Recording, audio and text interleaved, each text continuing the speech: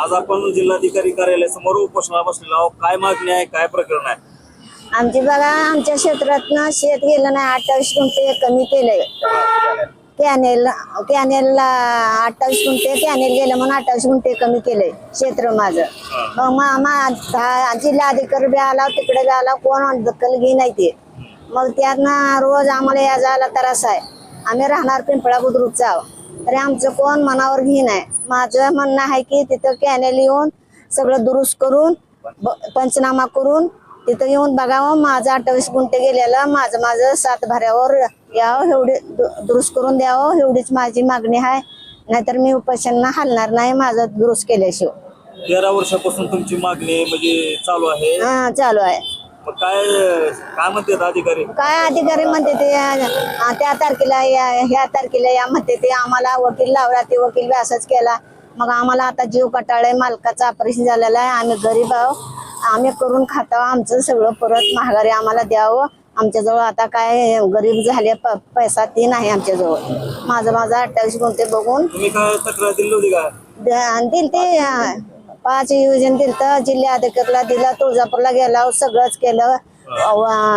वकील बी केलं. वकीलने बी पैसे खाऊन बसला. आमचं कोणतंच काम होईल नाही. आम्ही गरीबी परिस्थितीचा आमचं सगळं नीट करून द्यावं, आमची एवढी विनंती आहे. आता मागणी काय मग आपली? मागणी माझं 28 गुंठे परत यावं. तिथं येऊन दुरुस्त करावं, शेतात पंचनामा करून माझं 28 गुंठे माझ्या 7 भऱ्यावर यावं, एवढीच माझी मागणी आहे. मी पिंपळा बुद्रुक, तालुका तुळजापूर, जिल्हा धाराशिव येथील रहिवासी आहे. तर माझ्या क्षेत्रामधनं कुठल्याही प्रकारचं स्कॅनिंग गेलं नाही, तरी गेले म्हणून 28 गुंठे संपादित केले आहे. तर जिल्हाधिकाऱ्याला 5-6 निवेदन देऊन ही तक्रार माझी ऐकत नाहीत. नाईलाजाने मला उपोषणाला बसायची पाळी येत आहे.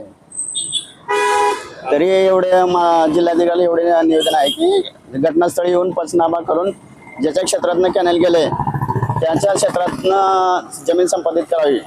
तुम्ही घटनास्थळी येऊन पंचनामा करून एवढीच मागणी आहे. जोपर्यंत पंचनामा करत नाही तोपर्यंत आम्ही उपोषणाला इथनं हलणार नाही. तुम्ही काय तक्रार दिली काय? 6 निवेदन दिलं सर. आतापर्यंत माझी कुठलीही दखल घेतली नाही सर. अधिकारी काय म्हणतात? अधिकारी फोन लावते, बाबा यांचं काय झालं बघा, बरोबर बघू म्हणतात. परत आहे तसं चालू, तारीख पर तारीख. समजा आपली मागणी मान्य नाही झाली, उपोषण हलणार नाही. आम्ही उपोषण कंटिन्यू बसणार आहोत. आपल्या त्या उपोषणच्या बॅनरवरती 13 वर्ष आपण माझे न्याय मागण्यासाठी म्हणजे हे केलेलं आहे, तरी आपल्याला न्याय भेटत नाही. हा, ते 13 वर्ष झालं वकील, कोर्ट कचेरी, पैसा आमच्याकडे नाहीत सर. सोनं इकून सगळं इकून तरी पण आमचं भाग नाही. वडिलाचं ऑपरेशन झालं.